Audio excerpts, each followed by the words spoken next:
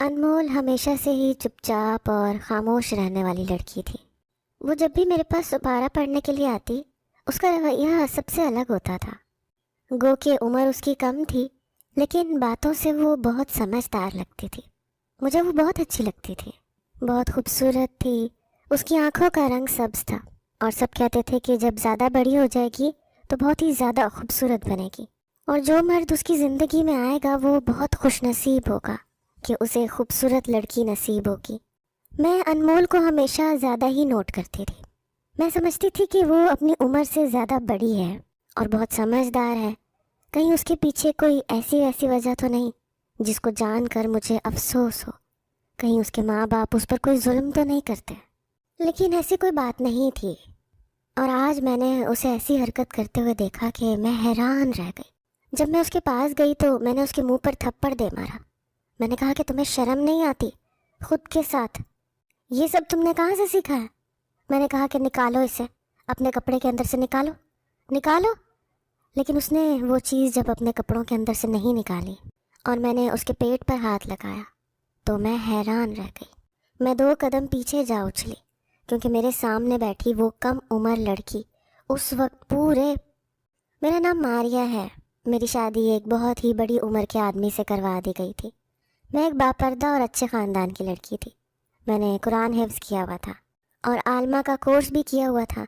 مجھے لگا تھا شاید میری زندگی اچھی ہوگی، میری زندگی میں کوئی شخص آئے گا، کیونکہ میں نے کبھی کسی کے ساتھ کچھ برا نہیں کیا۔ پر میرے ماں باپ پر بہت قرض تھا، انہوں نے وہ قرض اتارنے کے لیے میری شادی کروا دی۔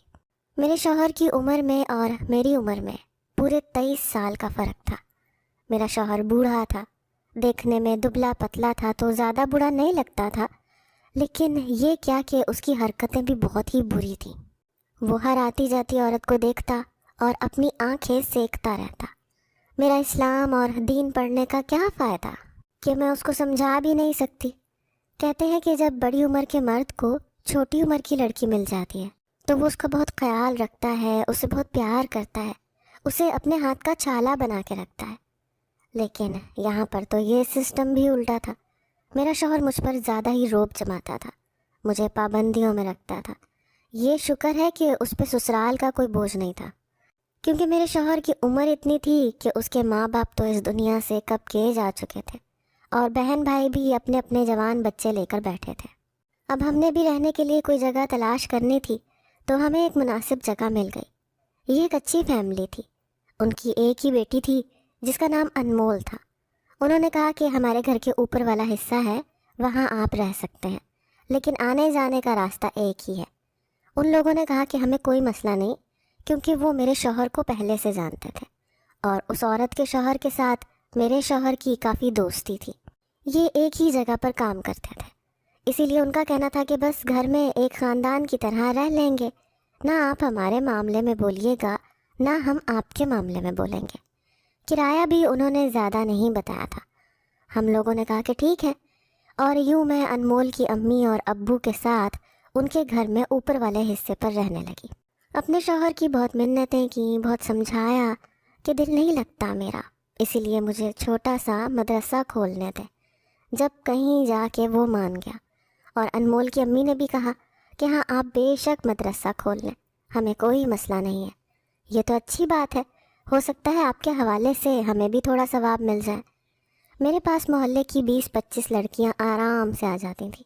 میرے شوہر نے کہا تھا کہ صرف لڑکیوں کے لیے ہی مدرسہ بنانا، مجھے تو کوئی مسئلہ نہیں تھا، لڑکیاں ہوں یا لڑکے، میں نے تو قرآن کی تعلیم دینی تھی، کیونکہ میرا سارا سکون اب انہی چیزوں میں رہ گیا تھا۔ میرے شوہر سے مجھے کوئی سکون نہیں ملتا تھا، وہ مجھے کسی چیز کی طرح رکھے ہوئے تھا کہ جب ضرورت پڑی تو پاس بلا لیا، ورنہ کونے میں پڑی رہے، کوئی فائدہ نہ کوئی نقصان۔ اس کے گھر کے کام ہو جاتے تھے، کھانا بنا بنایا مل جاتا تھا، کپڑے استری ہوئے مل جاتے تھے، اسے مجھ سے اور کوئی مطلب نہیں تھا۔ شاید اس نے شادی اسی لیے کی تھی کہ بڑھاپے میں اکیلا کہاں خوار ہوں گا۔ بہن بھائیوں نے اسے 4-4 مہینے رکھا تھا، اس کے بعد ہاتھ جوڑ دیے کہ ہم تمہارے نخرے نہیں برداشت کر سکتے، تمہاری وجہ سے ہماری بیویوں کے ساتھ لڑائی ہوتی ہے۔ کیونکہ میرے شوہر کے واقعی بڑے نخرے تھے۔ اس کا نام یاسر تھا، اس کو اپنے کپڑے صاف ستھرے چاہیے ہوتے تھے۔ जूते, रुमाल, टोपी, सब कुछ बिल्कुल साफ सुथरा, और खाना वक्त पर मिले, गर्मा गर्म होना चाहिए। कोई भी ऐसी चीज़ घर में ना पके जो उसको पसंद नहीं। आधी चीज़ें ये खाता नहीं था, आधी चीज़ों से उसको मसला होता था, क्योंकि उसकी उम्र का तकाजा था। इसीलिए बस जो उसको पसंद होता घर में वही बनता था। मैं सब्र शुक्र करके खा लेती थी।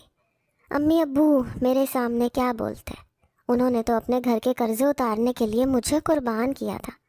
कभी कभी फ़ोन पर बात करते, अगर मैं दिल की कोई बात करना चाहती तो कहते कि बेटा, सबके साथ ही ऐसे होता है, ज़िंदगी ऐसी ही होती है, शादी कोई मजाक नहीं। मैं भी खामोश हो जाती हूँ। मुझे तो उनसे शायद बात भी नहीं करनी चाहिए, लेकिन माँ बाप थे तो दिल तंग हो जाता था। अल्लाह ने मुझे औलाद भी नहीं दी। शादी को साल हो गया था। सोचती थी कि एक औलाद हो जाती तो मेरी ज़िंदगी में कोई तो खुशी आ जाती, मेरा दिल उसकी तरफ लग जाता। लेकिन जो मेरे शौहर के हालात थे, मुझे नहीं लगता था मेरे यहाँ औलाद होने वाली है। हमारे घर के सामने वाले घर में भी एक बहुत अच्छी फैमिली रहती थी। उनके घर से 2 लड़कियाँ मेरे पास पढ़ने के लिए आती थी। एक दिन उनकी माँ आई। उसने कहा कि मेरी बेटियों का आपने ख़ास ख्याल रखना है। हमने घर में इनको कभी नहीं मारा। सुना है कि जो लोग सुपारा वगैरह पढ़ाते हैं वो मारते भी हैं। मैंने कहा कि नहीं, मैं लड़कियों को नहीं मारती। जब मैंने उस औरत को देखा तो उसकी उम्र काफ़ी ज़्यादा थी, लेकिन जब उसके शौहर को देखा तो हैरान रह गई। एक दिन अनमोल की माँ के साथ सब्ज़ी लेने गई तो उसने मुझे बताया कि जो औरत सामने रहती है ना, ये उसका शौहर है।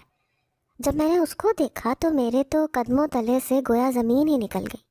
कहाँ वो औरत और कहाँ ये लड़का। ऐसा लगता था कि ये उसका बेटा है। मैंने कहा, आपको गलत फहमी हुई है, शायद ये उसका बेटा है। तो अनमोल की माँ ने कहा कि नहीं, मैं तो यहाँ पर 20 साल से रह रही हूँ, मेरी तो जवानी भी यहीं गुजरी है, बचपन भी, फिर शादी भी इसी मोहल्ले में हो गई। मुझे अच्छी तरह पता है ये इसका शौहर है। मैंने कहा कि ये कैसी बेजोड़ शादी है। उसने कहा कि तुम्हारी शादी भी तो बेजोड़ है। मैंने कहा कि हाँ, मेरी शादी का भी यही हाल है, लेकिन मर्द बड़ा हो तो कोई इतना ज़्यादा सवाल जवाब नहीं करता, लेकिन औरत बड़ी हो तो ज़माना जीने नहीं देता। उसने कहा कि इनके साथ भी यही हाल है, लेकिन इन दोनों में इतनी मोहब्बत है, ये किसी बात की परवाह नहीं करते। मैंने कहा कि ये बात तो आपकी सच है। अगर शादी बेजोड़ हो लेकिन मोहब्बत हो तो फिर ज़िंदगी गुजर जाती है, लेकिन यहाँ तो ना मोहब्बत है ना ही जोड़ है। अनमोल की माँ मुझे तसल्ली देती थी। वो बहुत अच्छी औरत थी। उसने अपनी बेटी की तरबियत भी अच्छी की थी। ऐसा नहीं था कि वो लड़की कोई शरारत करती हो, इधर उधर भागती हो, मोहल्ले में निकल जाती हो। दुपट्टा हमेशा उसके सर पर होता था। रोज़ पढ़ने आती थी, रोज़ उसे सबक याद होता था। कभी कभी मेरे घर के काम करने की कोशिश करती थी। मैं कहती थी कि नहीं करो, कहती थी कि नहीं, आप अकेली हैं, और उस्ताद तो माँ बाप की जगह होते हैं। अगर आपके घर का काम करूँगी तो मुझे तो नेकियां ही मिलेंगी। मेरी भी उसके साथ काफ़ी दोस्ती हो गई, क्योंकि हम एक ही घर में रहते थे। कभी कभी आ जाती थी कोई चीज़ लेकर, मैं भी उसे कुछ पैसे दे देती कि जाकर कुछ खा लेना, या कोई अच्छी चीज़ बनाती तो उसके लिए ज़रूर भेजती थी। लेकिन एक दिन बड़ा अजीब मामला हुआ। उसके घर वाले शादी में जा रहे थे। उन्होंने कहा कि मैं अनमोल को अपने पास रख लूँ। मैं मान गई। मैंने कहा कि हाँ, मेरे पास तो ये बहुत खुश रहती है। मैं रात को दूसरे कमरे में उसके साथ सो गई। मेरे शौहर को इस बात से मसला हुआ तो मैंने उनसे कहा कि रात की बात है, सुबह अनमोल को नाश्ता बना के दिया, लेकिन जब वो नाश्ता कर रही थी तो उसको उल्टी आ गई। मैंने कहा कि क्या बात है। कहने लगी कि मेरे पेट में बहुत दर्द है। हम लोगों ने रात को पिज़्ज़ा मंगवा के खाया था, शायद इसीलिए उसके पेट में दर्द था। मैंने कहा कि अपनी अम्मी को नहीं बताना, वरना फिर वो तुम्हें यहाँ नहीं भेजेंगी। उसने कहा कि मैं नहीं बताऊँगी। मैंने उसे पेट दर्द की दवा दे दी। उसकी अम्मी ने जिस शादी में जाना था, रात को वहीं पे रहना था, क्योंकि शादी दूसरे शहर में थी। लेकिन अगली रात से पहले वो लोग वापस आ गए। मैंने उनकी बेटी उनके हवाले कर दी। अभी कुछ ही दिन गुजरे थे कि अनमोल की हरकतों में मुझे कुछ तब्दीली महसूस हो रही थी। आजकल उसका चेहरा बिल्कुल पीला रहता था। वो बहुत बीमार भी रहती थी। कभी पेट दर्द हो गया, कभी उल्टी लग गई। एक दिन तो ऐसा हुआ कि वो ज़्यादा ही बीमार हो गई। रात के टाइम उसे डॉक्टर के पास ले गए। میں صبح اس کو پوچھنے کے لیے گئی تو اس کی ماں نے کہا کہ الٹی سیدھی چیزیں جو کھاتی رہتی ہے، بڑی ہو رہی ہے نا، اسی لیے ایسا تو ہوتا ہے۔ میں نے کہا کہ ہاں بلوغت آ رہی ہے تو تھوڑی بہت جسمانی تبدیلیاں بھی آتی ہیں، آپ پریشان نہیں ہو، سب کچھ نارمل ہے۔ 1 ڈیڑھ مہینہ اسی طرح گزر گیا۔ انمول کے پیچھے تو جیسے بیماریاں ہی پڑ گئی تھیں، لیکن پھر بھی وہ چلتی پھرتی رہتی تھی۔ اس کی ماں کہتی تھی کہ بچہ بیمار ہو اور اسے بیماروں کی طرح ایک جگہ بٹھا دو تو وہ اور بیمار ہو جاتا ہے، اسی لیے اگر کوئی بیمار ہو تو اس کو چلنے پھرنے دو، پھر وہ ٹھیک ہو جاتا ہے۔ وہ گھر میں لگ کے ادھر ادھر پھر کے اپنی بیماری کے بارے میں بھول جاتی تھی۔ مجھے کہنے لگی کہ جب سے میں نے وہ پیزا کھایا ہے نا، تب سے میری طبیعت خراب ہوئی ہے، آئندہ میں کبھی پیزا نہیں کھاؤں گی۔ اس بات پر میں حیران ہو گئی۔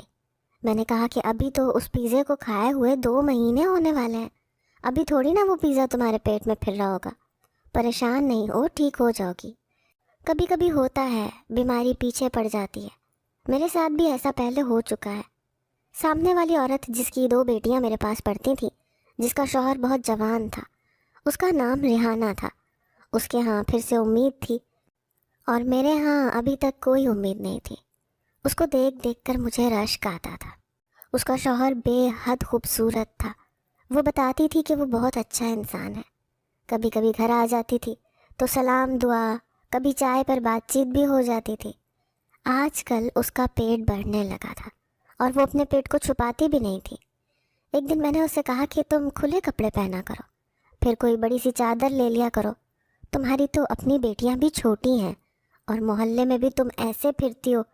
اس نے کہا کہ یہ تو عورت کا غرور ہوتا ہے کہ اس کے ہاں اولاد ہونے والی ہے، بھلا میں اس کو کیوں چھپاؤں؟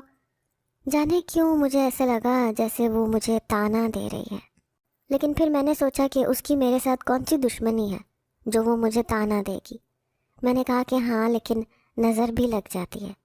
کہنے لگی کہ توبہ توبہ، اللہ بری نظر سے بچائے، آج کل تو ہر دوسرے گھر کی یہی کہانی ہے، کسی کے ہاں اولاد نہیں ہوتی، کسی کی اولاد پیدا ہو کر مر جاتی ہے، لیکن اللہ کا شکر ہے میرے ہاں تو 7 سال میں یہ تیسری اولاد ہے، اور اس دفعہ میرے ہاں بیٹا ہونے والا ہے، میں نے پتہ بھی کروا لیا ہے۔ میں نے کہا کہ اللہ تمہارے بیٹے کو صحت و زندگی دے۔ اس نے مجھے اپنے شوہر کے بارے میں بتانا شروع کر دیا کہ روز میرے لیے پھول لے کر آتا ہے، میری سالگرہ ہو، عید ہو، تہوار ہو، مجھے ایسے ایسے تحفے دیتا ہے کہ سب حیران رہ جاتے ہیں۔ کبھی کبھی لوگ اس کو کوئی بات کر دیں تو لڑنے مرنے پر آ جاتا ہے، کہتا ہے کہ میری بیوی کے بارے میں کوئی بات نہ کی جائے۔ میں بڑی حیران ہوتی تھی۔ میں نے انمول کی ماں سے یہ ساری باتیں کی تو اس نے کہا دیکھو، سکے کے 2 پہلو ہوتے ہیں، اتنی یہ کوئی حور پری نہیں ہے، دراصل اس کا باپ بہت زیادہ امیر ہے، جس گھر میں یہ رہتی ہے وہ بھی اس کے باپ کا ہے، اور اس کے گھر کے سارے خرچے بھی اس کا باپ اٹھاتا ہے، شاید اسی لیے اس کا شوہر اس کے اتنے ناز نخرے اٹھاتا ہو۔ میں نے کہا کہ اگر اتنے ناز اس لیے بھی اٹھاتا ہے تو کیا وہ یہ نہیں سوچتا کہ وہ کتنا جوان ہے، اور یہ تو ادھیڑ عمر عورت ہے اور اس کا وزن بھی بہت زیادہ ہے۔ انمول کی ماں کہنے لگی کہ کچھ لوگ نہیں سوچتے، محبت تو اندھی ہوتی ہے۔ میں نے کہا کہ ہاں، لیکن ہمارے حصے میں تو اندھی محبت بھی نہ آئی، ہم تو محبت کو نہ آنکھوں کے ساتھ نظر آئے نہ بنا آنکھوں کے۔ وہ کہنے لگی کہ خود پر ترس نہ کھایا کرو، ایک دن سب کچھ ٹھیک ہو جائے گا۔ ریحانہ کو سب دیکھتے تھے کہ کیسے وہ اپنے پیٹ کی نمائش کرتی پھرتی، کبھی بچوں کے کپڑے لیتی، کبھی کچھ کرتی۔ ہم اسے منع کرتے کہ اتنا دکھاوا نہیں کیا کرو، لیکن وہ نہیں مانتی تھی۔ وہ کہتی تھی کہ میرا غرور ہے، لیکن وہ یہ بھول گئی کہ جہاں غرور ہو وہاں شیطان ہوتا ہے، کیونکہ غرور وہی عمل ہے جو شیطان نے کیا تھا، لیکن ہم پھر بھی اس کے لیے دعا ہی کرتے تھے۔ ایک دن میں نے انمول کو دیکھا، وہ بہت زیادہ املی کھا رہی تھی۔ میں نے کہا کہ مت کھاؤ، اس سے تمہارا گلا خراب ہو جائے گا۔ اس نے کہا کہ میرا ہمیشہ کھانے کا دل کرتا ہے، میں کیا کروں؟ میں نے کہا کہ اس عمر میں ہوتا ہے، لیکن کم کھایا کرو، نہیں تو بیمار ہو جاؤ گی، پہلے ہی تم ابھی تک ٹھیک نہیں ہوئی ہو۔ اس کے بعد میں نہ جانے کیا ہوا کہ انمول کی ماں نے اسے میرے پاس بھیجنا چھوڑ دیا۔ 3 4 دن تک وہ نہیں آئی، کہنے لگی کہ بیمار ہے۔ اس کے بعد جب بھی میں اسے بلاتی یا کہتی یا پیغام بھجواتی تو کہتی کہ اس نے نہیں آنا۔ اسی طرح کرتے کرتے 10-15 دن گزر گئے۔ میں بھی اپنی روٹین میں لگی رہی۔ ایک دن ٹائم نکال کر اس کی ماں کے پاس چلی گئی۔ مجھے انمول کافی دن سے نظر بھی نہیں آئی تھی۔ میں نے کہا کہ کیا بات ہے، کیا زیادہ طبیعت خراب ہے؟ اس نے کہا کہ طبیعت تو بہتر ہے، لیکن اس کے ابو نے کہا ہے کہ اب یہ بڑی ہو رہی ہے، اسی لیے اس کو زیادہ آنا جانا نہیں کروانا۔ میں نے کہا کہ کیا آنا جانا؟ بس یہاں سے اوپر ہی تو آنا ہے، ابھی تو اس کی قرآنی تعلیم رہتی ہے، سپارہ پورا نہیں ہوا۔ اس کی ماں کہنے لگی کہ بعد میں کروا لیں گے، کون سا وقت نکلا جا رہا ہے۔ مجھے اس کی یہ بات سمجھ نہیں آئی کہ ابھی کروانے میں کیا قباحت تھی۔ پھر بھی میں نے زیادہ زور نہیں دیا کہ کہیں یہ نہ سوچیں کہ میں اس کی بیٹی کو اپنے پاس بٹھا کر اپنے گھر کے کام کرواتی ہوں۔ میں نے کہا کہ ٹھیک ہے، آپ نے جب بھیجنا ہو آپ بھیج دیجیے گا۔ لیکن پھر اگلے ہی دن مجھے رات کو 1122 والوں کی کال آئی۔ وہ نیچے گھر میں آئے تھے۔ میں نے اپنے شوہر کو کہا کہ آپ جا کر دیکھیں کہ نیچے غیر مرد ہوں گے، تو میں تو نیچے نہیں جا سکتی۔ اس نے کہا کہ مجھے نیند آ رہی ہے، مجھے تنگ نہیں کرو، سونے دو۔ میرے شوہر کو بھلا کسی کی کیا پرواہ، اس کو تو اپنی ہی پرواہ رہتی تھی۔ میں بھی خاموش ہو گئی۔ صبح انمول کی ماں سے پوچھا تو اس نے کہا کہ نہیں، ہمارے گھر نہیں آئے تھے، سامنے والے گھر میں آئے تھے، شاید ریحانہ کی طبیعت خراب ہو گئی ہوگی۔ جبکہ مجھے اچھی طرح یاد ہے کہ آواز ہمارے گھر سے آ رہی تھی۔ آخر ایک ہی گھر تھا، اتنا فاصلہ تو نہیں تھا۔ پتہ نہیں وہ مجھ سے جھوٹ کیوں بول رہی تھی۔ ایک دن میں نے اپنے شوہر سے اپنے دل کی بات کر دی، کیونکہ اور کوئی تھا نہیں۔ میں نے کہا کہ اس لڑکی کو وہ میرے پاس نہیں بھیجتی، کہیں کوئی ایسی ویسی بات تو نہیں ہو گئی۔ میرے شوہر نے کہا کہ نہیں بھیجتی تو نہ بھیجے، ہم کیا کریں، ویسے بھی وہ اس کے پیسے نہیں دیتی تھی۔ میں نے کہا کہ پیسوں کی بات نہیں ہے، پیسے نہ دینے کے لیے تو میں نے خود کہا تھا، آخر ہم ان کے گھر میں رہتے ہیں، ان کی بیٹی کو قرآن پڑھانے کے پیسے لینا اچھا نہیں لگتا۔ میرے شوہر نے کہا کہ پھر باقیوں سے بھی نہ لیا کرو۔ میں نے کہا کہ باقیوں سے نہ لوں تو میرے خرچے کیسے چلیں گے، آپ تو مجھے 1 روپیہ نہیں دیتے۔ بس اسی طرح میری شوہر کے ساتھ میری لڑائی ہو گئی اور وہ لڑ جھگڑ کر گھر سے چلا گیا۔ لیکن انمول میرے پاس کیوں نہیں آ رہی تھی، یہ سوال ابھی بھی میرے دل میں تھا۔ ایک دن اس کی ماں کہیں گئی ہوئی تھی تو سوچا میں خود ہی جا کر اس سے پوچھتی ہوں کہ کیا معاملہ ہے۔ جب میں اس کے پاس گئی تو وہ سامنے کمرے میں بیٹھی تھی۔ اس کو دیکھ کر میں حیران رہ گئی۔ وہ کسی حاملہ عورت کی طرح اپنے پیٹ میں کپڑا ڈال کر بیٹھی تھی اور وہ اپنے پیٹ کو سہلا بھی رہی تھی اور کہہ رہی تھی کہ میرا بچہ اس دنیا میں جلدی آنے والا ہے۔ میں نے کہا یہ کس قسم کا کھیل کھیل رہی ہو، اس کی تربیت کیسی ہوئی ہوگی اگر یہ اس قسم کے کھیل کھیلتی ہے تو۔ میں فوراً اس کے پاس گئی۔ میں نے کہا یہ کیا کر رہی ہو، تمہیں شرم نہیں آتی، کس کو دیکھا ہے تم نے؟ جبکہ مجھے پتا تھا کہ اس نے ریحانہ کو ہی دیکھا ہوگا، تبھی تو وہ ایسا کر رہی تھی۔ میں نے کہا کہ نکالو اسے اپنی قمیض کے اندر سے، یہ کیا تم نے اپنی قمیض میں ڈال کر اپنا پیٹ بنا رکھا ہے؟ لیکن جب میں اس کے پاس گئی تو اس کی قمیض کے اندر کچھ نہیں تھا، وہ اس کا پیٹ ہی تھا۔ میں 2 قدم پیچھے ایسے ہٹ گئی کہ جیسے مجھے کرنٹ لگ گیا ہو۔ میں نے کہا کہ یہ کیا ہے، کیا ہے یہ؟ اس نے کہا کہ میں ماں بننے والی ہوں، میرا بچہ آنے والا ہے۔ میں نے کہا کس نے کہا ہے تمہیں؟ اس نے کہا کہ بابا اور امی نے بتایا۔ میں حیران رہ گئی، میری سانس تیز ہو گئی، میں پریشان بھی ہو گئی۔ میں فوراً اوپر کی طرف بھاگی۔ میں نہیں چاہتی تھی کہ اس کی ماں آ جائے اور وہ کہے کہ تم ہماری اجازت کے بغیر ہماری بیٹی سے کیسی باتیں کر رہی ہو، جبکہ میں اس بات پر حیران تھی کہ یہ سب کچھ اس لڑکی کے ساتھ کس نے کیا تھا اور اس کے ماں باپ کو پتہ تھا، پھر بھی وہ کچھ نہیں کر رہے تھے۔ شاید اس دن 1122 والے اسی لیے آئے تھے کیونکہ اس کی طبیعت خراب ہو گئی تھی۔ رات ہوئی تو مجھے نیند ہی نہیں آ رہی تھی۔ ارادہ کر لیا کہ صبح اس کی ماں سے بات کروں گی اور صبح ہی بات کرنے چلی گئی۔ پہلے تو اس کی ماں نے کہا کہ ایسا کچھ نہیں ہے، تم جھوٹ بولتی ہو، لیکن پھر اس کی آنکھوں میں آنسو آ گئے۔ اس نے کہا کہ میری تو اپنے شوہر سے اتنی بری لڑائی ہوئی ہے کہ وہ مجھے طلاق دینے کو پھرتا ہے، کہتا ہے کہ تم نے اپنی بیٹی کا خیال نہیں رکھا، اس کی تربیت نہیں کی، پتہ نہیں اس نے کہاں منہ کالا کیا ہے۔ پر سوچو، کیا ایسے ہو سکتا ہے؟ میں نے کہا نہیں، ایسا تو نہیں ہو سکتا، انمول ایسی لڑکی نہیں ہے، میں اسے اچھی طرح جانتی ہوں، ضرور اس کے ساتھ کچھ ہوا ہے۔ کہہ رہی ہے ہاں اس کے ساتھ کچھ ہوا ہے، لیکن اس کو خود نہیں پتا کہ کب اور کس نے کیا ہے۔ لیکن مجھے ایسا لگتا ہے یہ معاملات اس دن کے ہیں جب میں اس کو شادی پر چھوڑ کر گئی تھی۔ اس بات کو 4-5 مہینے تو ہو گئے ہیں۔ اس کے بعد سے اس کی طبیعت خراب رہنے لگی تھی، لیکن وہ تو تمہارے پاس تھی۔ اب میں تم سے جواب نہ مانگوں تو اور کس سے مانگوں؟ میں بڑی پریشان ہو گئی۔ میں نے کہا کہ تم مجھ سے کیا جواب مانگو گی؟ مجھے تو پہلا شک اپنے شوہر پہ ہی لگتا ہے کہ اسی نے یہ حرکت کی ہے۔ اسی کو اس عمر میں سکون نہیں ہے، آتی جاتی عورتوں کو بھی دیکھتا ہے۔ اگر ایسا ہوا تو پھر تو تمہاری طلاق نہیں ہوگی لیکن میری ہو جائے گی، کیونکہ یا تو وہ مجھے طلاق دے دے گا اور یا پھر میں اس کو چھوڑ دوں گی۔ ہم دونوں عورتیں بہت جذباتی ہو گئیں اور عجیب و غریب قسم کی باتیں کرنے لگیں، لیکن یہ بھول گئیں کہ اصل زندگی میں ایسا نہیں ہوتا۔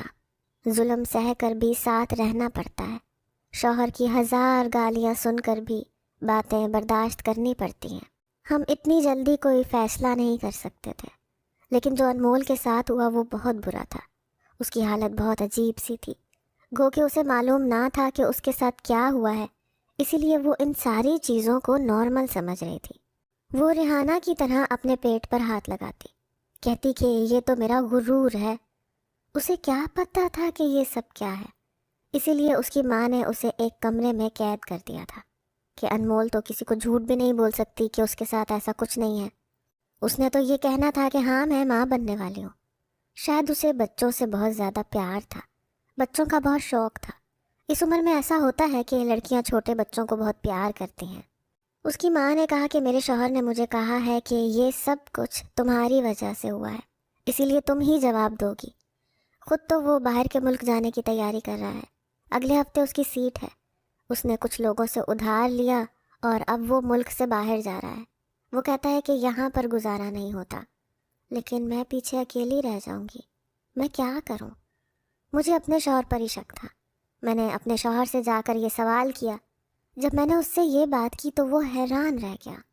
مجھے لگا کہ اگر وہ غلطی پہ بھی ہوا تو مجھے باتیں بہت سنائے گا، میرے ساتھ جھگڑا کرے گا، مجھے کہے گا کہ تو نے مجھے ایسا سمجھا۔ لیکن وہ تو رونے لگا۔ میں نے کہا کہ کیا ہو گیا، رو کیوں رہے ہو؟ مجھے اتنی تکلیف دی، کبھی میری تکلیف پر نہیں روئے، اب خود پر الزام لگ گیا تو رو رہے ہو۔ اس نے کہا کہ میں اس بات پر رو رہا ہوں کہ کس نے اس کے ساتھ یہ حرکت کی، کیونکہ میں تو ایسا سوچ بھی نہیں سکتا، اور تمہاری سوچ اور الزام پر مجھے کوئی افسوس نہیں ہے۔ ظاہر ہے تم تو میرے بارے میں ایسے ہی سوچو گی نا، لیکن میں اتنا برا آدمی بھی نہیں ہوں جتنا تم نے مجھے سمجھ لیا ہے۔ ارے ایسے تو کوئی بہت ہی برا آدمی کر سکتا ہے۔ میں اگر رنگین مزاج ہوں تو میں نے تم سے شادی کی ہے نا، نکاح کیا ہے تم سے۔ مانا کہ تم کم عمر ہو، لیکن نکاح تو کر کے لایا ہوں نا۔ دوسری عورتوں کو دیکھ لیتا ہوں لیکن کسی کے پیچھے تو نہیں جاتا۔ میں نے ایسا کچھ نہیں کیا۔